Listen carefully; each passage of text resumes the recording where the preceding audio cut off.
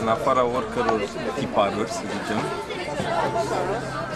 în momentul în care vii în Greenfield, simți că nu mai ești emoționat. E cu totul altceva. În momentul în care vii de la birou, încărcat, treci prin pădure, deja începi să te detașezi, să uiți de probleme și, evident, comunitatea în care intri este chiar foarte...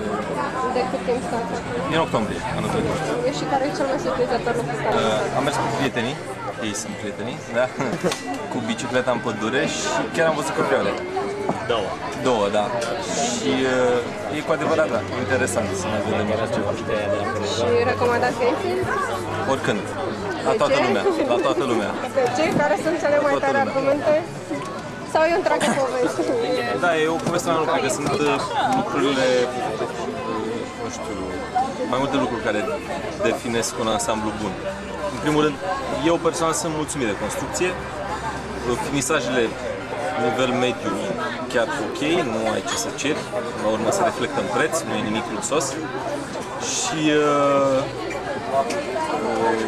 nu știu, și cheltuielile sunt de bun simț, nu o să dai, nu știu, eu stau într-o garsonieră, să dai 1,5 milion de lună, cheltuielile de administrare, mi se pare chiar de bun simț. În condițiile în care chiar se prinde iarba, este curat, n-am avut probleme, totul decurge ok.